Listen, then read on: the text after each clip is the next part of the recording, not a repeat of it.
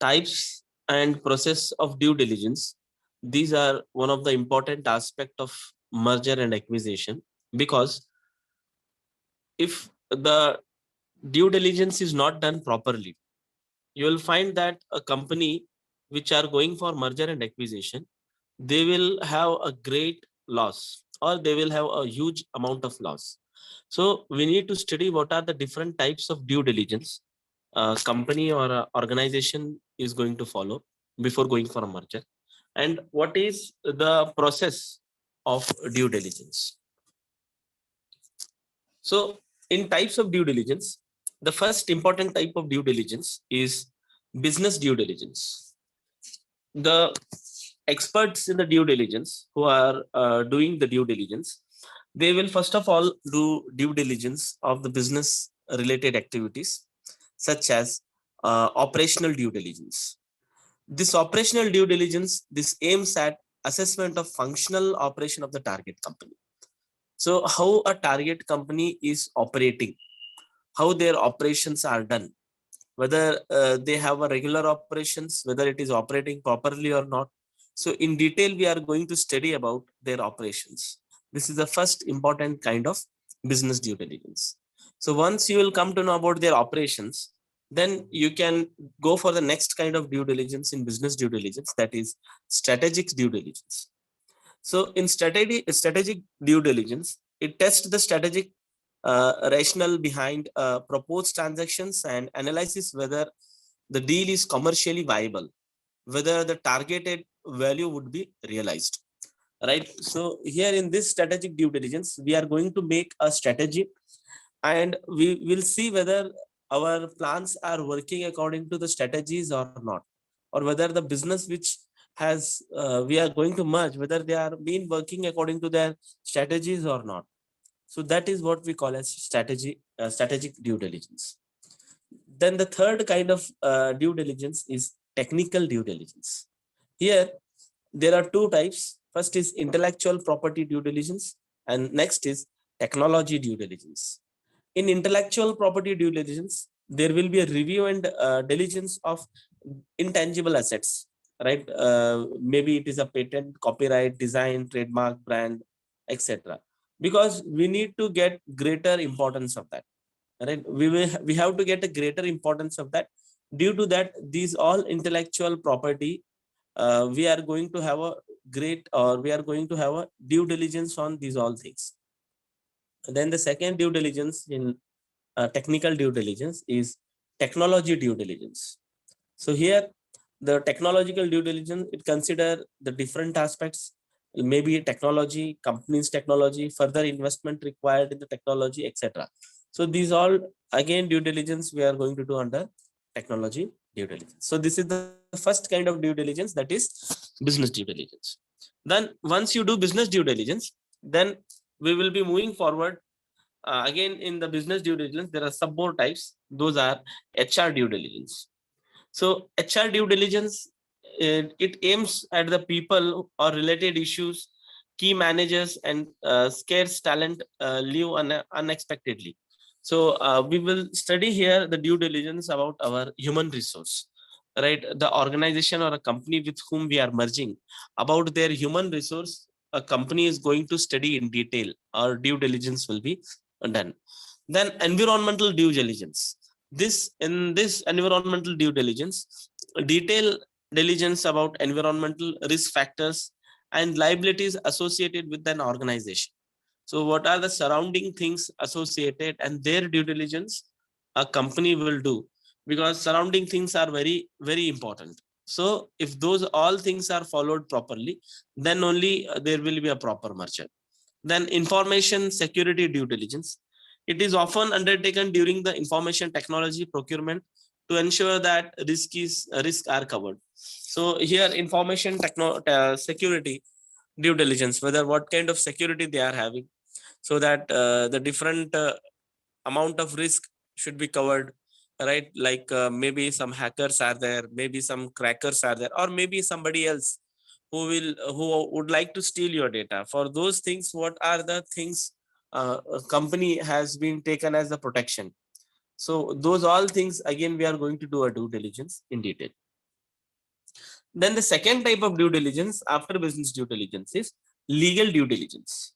Legal due diligence, these are maybe in lesser amount of time, or these are very less, but it gives a very great impact on your organization or a business.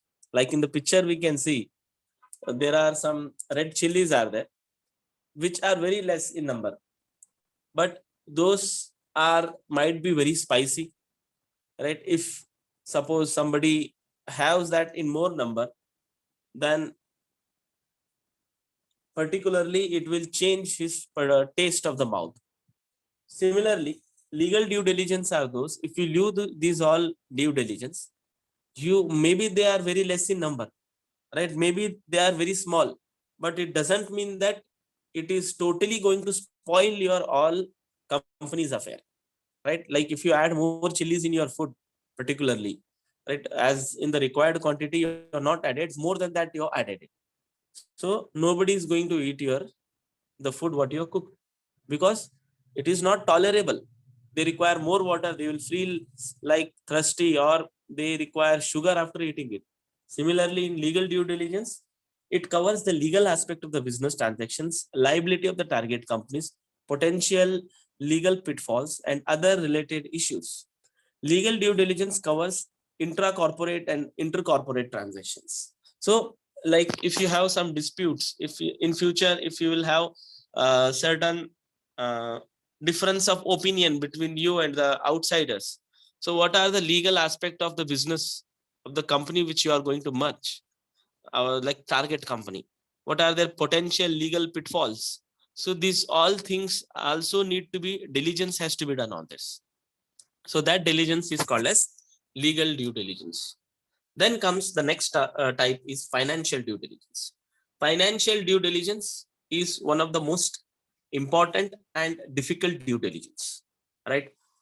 These are important, lengthy, and difficult due diligence because here mainly misappropriations will be more, right? And financial due diligence is provide peace of mind to both the corporate and financial buyers, because when financially you are thinking that both the parties are sound, both the parties are good, then only you will go for the merger and acquisition, right? And it will provide you peace of mind, because ultimately you're going for merger and acquisition because you want to get more profitability, you want to get more liquidity, you want to get better financial position and solvency position. For that sake you are going for financial due diligence, right?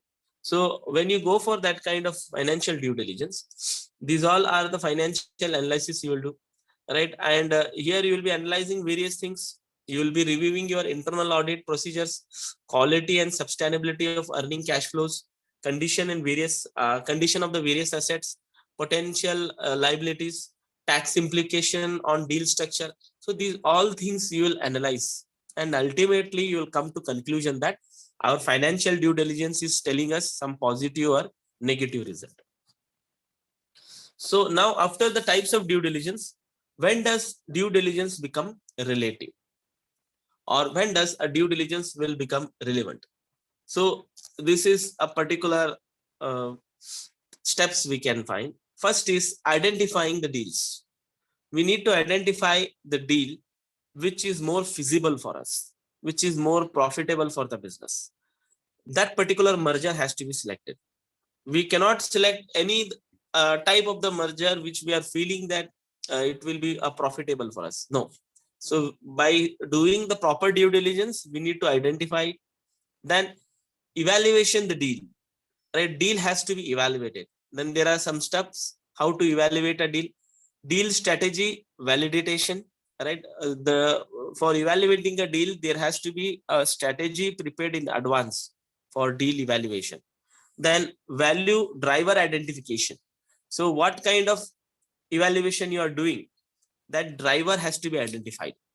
Like the driver might be some tool for identification, that driver might be something which is very important for you, that has to be identified. Identifying black holes in your deal, if there are any things which are hidden, which are secret, or which are some suspense kind of things, those black holes need to be identified in evaluating the deals. Then finally, valuation has to be done about your deal, right? Once every step is complete, you will go for valuation. Next is executing the deals. So we have to, once you evaluate it, you should go for execution of the deals. Here, structuring and negotiating the deal is very important. You need to prepare a structure of the deal, as well as you should try to negotiate about the deals, right? There will be some negotiating issues will happen. So try to sort out those issues while negotiating. Then only there will be a proper or proper execution of the deal. Matter to be included in shareholders or other agreements. You can't do a deal without the agreement with the shareholders. So you should take a written agreement with all the shareholders. And once the agreement is done, then the representation and warranties, indemnity involved. If anything is there, like your some warranties or some other representation or indemnity kind of things are there, those all things also need to be told clearly. Then design tax efficient structure for acquisition and disposals, right? We need to design the tax efficient structure, how we are going to plan for the tax planning will be done, or at what time we are going to pay the tax, advance tax, or any other things. And also for acquisition and disposal, what are the things required, that also need to be designed. Finally, planning exit strategies. If they want to exit, suppose if they want to end the deal, so what will be the exit strategy? Suppose the merger won't work properly, tomorrow they want to get separated, so what will be the planning for the exit strategies? So that also need to be planned in advance only. So this is executing the deals. Then making deals successful. The deal has to be done successfully. Some of the person should be appointed behind that, who should be taking care of the executing deal into making the deal successful, right? They should be behind it. They should be studying all the papers, and finally once the deal is becomes successful, then harvesting the deal. Harvesting the deal in the sense, after the deal gets successful, the deal, both the companies will start working together. They will be starting manufacturing together, marketing together, and various aspect also they will be doing together. By this, what happens? There will be more profitability, more solvency, more liquidity. So ultimately, both the companies can do harvesting the deal. All right, there will be harvesting of deal. Now, typically, diligence process. What is the typical diligence process? The process what we saw is also a process, but this is a typical diligence process. Pre-field work, field work, and post-field work. These are the three things involved in the process. In pre-field work, generally there will be review background material.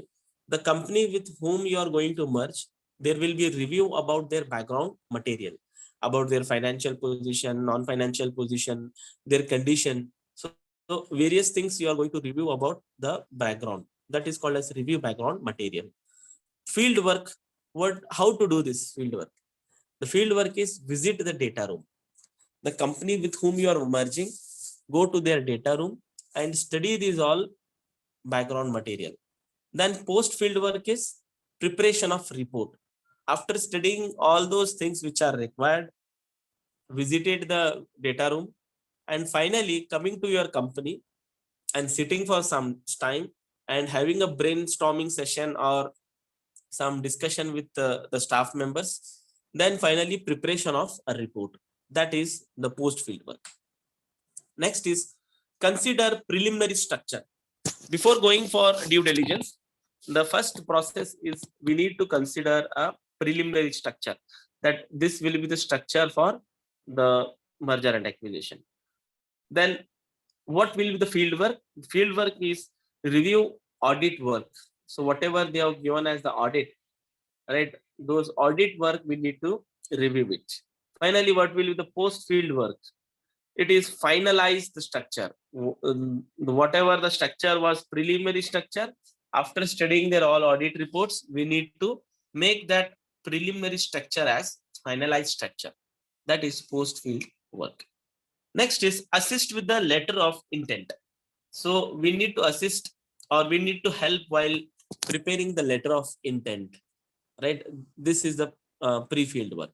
Once we have help in the preparation of letter of intent, field work is visit the target company and interview the management, right? We need to write a letter to the management that we are coming to an interview with the management first. That is pre-field work.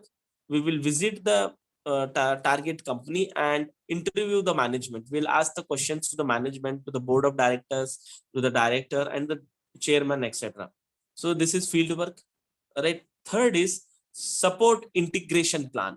After having an interaction and interview with the management, we will prepare a supporting integration plan, how to have a proper integration between both the companies. That integration plan has to be prepared. Next is develop workman and information request list, right? We need to develop the workman and information request list, that is pre-field work. And field work is review financial model of target company. We need to review their entire financial model, how the financial modeling is done, starting from the inflow to outflow, whatever things are involved, we need to review all those things. Finally, post field work is read and comment on sale agreement. So what is their sale agreement? That we need to read it properly and finally comment on the sale agreement. So this is typically a due diligence process. Now, what are the documents to be checked in due diligence process? So we saw about due diligence process. So what are the documents we need to check in due diligence process? First is basic information. Basic information includes the name, the company name, the name of the members involved, right? The area of the business, area of operation. So various other things involved. So that basic operation need to be checked thoroughly in detail. That is the first document we need to check. Then financial data, right? Naturally, we need to check the financial data. That is the most important data. Audit report are there, balance sheets are there, different books of accounts are there. So the expert in our company should go there and should check the financial data. Then important business agreements. If they have done any business agreements, whether nationally they have done any agreement or with the other state they have done did agreement, or internationally also if they have done any agreement, those all agreements with the signature of all the members, we should check those all agreement, what are the content written in the agreement thoroughly in detail. We should check about the agreement. Then litigation aspects. Then litigation aspect, we need to check the company is having how many cases pending in the court, or how many people have filed a case against our company with whom we are merging.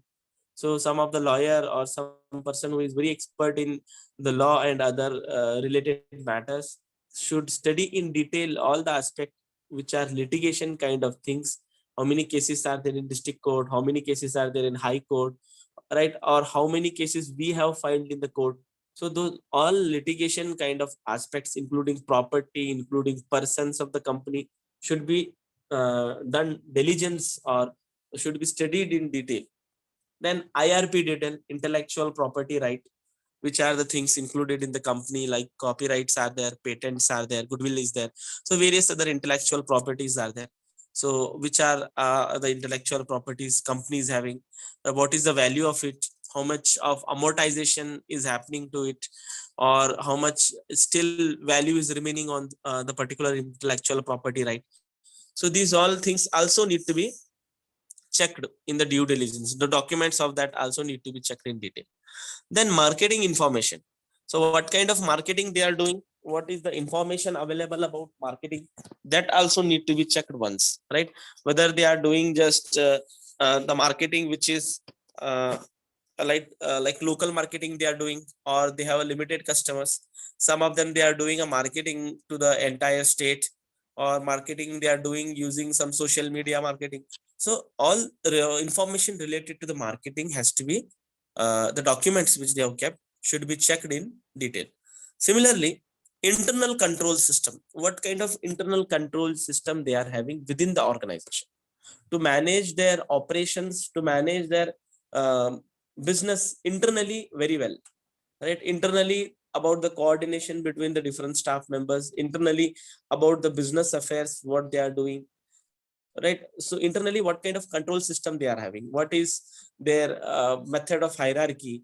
So those all internal control system in the business, has to be studied in detail. Due diligence has to be done steadily, because see, internal control system of one organization and other organization, if you check, those will be totally different. So we need to have a proper eye on internal control system.